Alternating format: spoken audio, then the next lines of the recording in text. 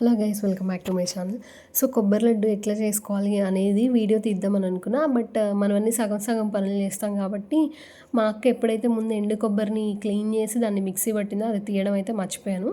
So మనం ఏం చేయాలి అంటే ఎండు కొబ్బరి ఉంటుంది కదా, ఆ ఎండు కొబ్బరి చిప్పల్ని ఇంకా బాగా ఎండబెట్టుకొని దానిలో ఏం వాటర్ కన్సిస్టెన్సీ లేకుండా చిన్న చిన్న ముక్కలు చేసుకొని దాన్నైతే మిక్సీ పట్టుకోవాలి. ఏదైతే మిక్సీ పట్టింది ఉంటుందో దానిలో మనకి సరిపోయినంత బెల్లము, అంటే కొంతమంది ఎక్కువ బెల్లం తినరు కదా, సో అందుకని చెప్పి సరిపోయినంత బెల్లం వేసుకొని ఆ రెండింటిని కలిపి మందము ఉంటుంది కదా పాత్ర ఏదైనా కానీ అడుగు మందం ఉండే గిన్నె పొయ్యి మీద పెట్టుకొని ఈ రెండు కలిపి దానిలో వెయ్యాలి. ఆ బెల్లం ఏదైతే ఉంటుందో అదంతా కరిగిపోయి మెల్ట్ అయ్యాక వాటర్ లాగా అవుతుంది. అలా ఆ కన్సిస్టెన్సీ అంతా పోవాలి. ఆ బెల్లంలో ఆ కొబ్బరి అనేది బాగా ఉడికి ఈ బెల్లంలో ఉండే తీపి ఆ కొబ్బరి మొత్తం వచ్చేసిన తర్వాత మనం మధ్య మధ్యలో అయితే తిప్పుకుంటూ ఉండాలి. స్టార్టింగ్లో అడుగంటది కానీ ఇంకా దగ్గర పడిపోతుంది అని అనుకున్నప్పుడు మాత్రం అడుగంటుతూ ఉంటుంది. బాగా తిప్పుతూ ఉండాలి.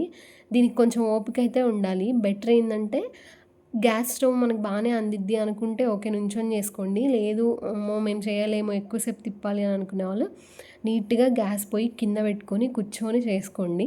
మా అక్కి కొబ్బరి లడ్డూలు, నువ్వుల లడ్డూలు, డ్రై ఫ్రూట్ లడ్డు ఇలాంటివి బాగా చేస్తుంది. మనం అస్సలు చేయము. కాకపోతే ఏంటంటే ఇంక మొన్న నేను ఇంటికి వెళ్ళినప్పుడు మా అక్క చేస్తాను అంటే మా అక్క దగ్గర నేను కూడా నేర్చుకున్నాను. ఇంకా మా అక్క ఎక్కువసేపు తిప్పలేను, ఇంతకు ముందు ఉన్నంత ఓపిక లేదంటే నేనైతే తిప్పడం నేనే తిప్పాననమాట. ఇంకా మధ్య మధ్యలో మా వదిన కూడా తిప్పింది.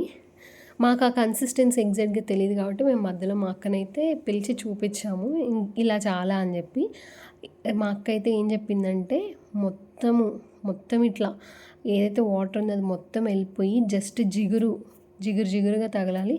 కొంచెం తీసుకొని ఇలా మనం ఫింగర్స్తో అంటుంటేనే మనకు తెలుస్తుంది అవ్వడానికి వస్తుందా లేదా అని చెప్పి. ఇప్పుడు మా అక్క చెక్ చేస్తుంది, అంత బాగా అవ్వలేదు కాబట్టి ఇంకా కొంతసేపు ఉంచాలి, తిప్పాలి అని చెప్పి అయితే చెప్పింది.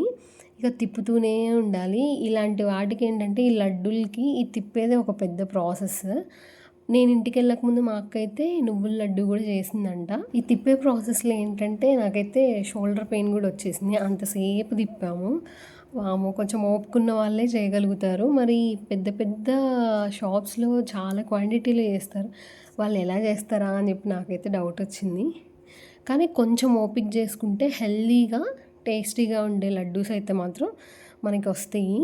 ఇంకా మనం చెక్ చేసుకొని ఈ కన్సిస్టెన్సీలో ఉన్నప్పుడు ఏంటంటే ఇలాచీ ఉంటుంది కదా, దాన్ని పౌడర్ కొట్టేసుకొని యాడ్ చేసుకుంటే అయిపోతుంది.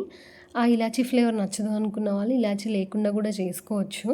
నేను కూడా తెలుసుకుందాము అని చెప్పి నేను నేర్చుకుంటున్నాను. నెక్స్ట్ టైం ఎప్పుడైనా నేను నా ఓన్గా హైదరాబాద్లో చేసుకోవడానికి ఉంటుంది కదా, కొంచెం క్వాంటిటీ మీద నేను ట్రై చేద్దామని అయితే అనుకుంటున్నా. ఇది కన్సిస్టెన్సీ ఇంకా దగ్గరగా అయిపోయింది అని అనుకున్నప్పుడు పొయ్యి ఆఫ్ చేసేసి చల్లారనివ్వకూడదు. వేడిగా ఉన్నప్పుడే లడ్డూలు చుట్టాలి. చల్లారిపోతే ఏంటంటే పిండి పొడిగా అయిపోయి లడ్డు చుట్టడానికి రాదు. దీనికి కొంచెం వేడి పట్టే వాళ్ళకే అలవాటు ఉంటుంది.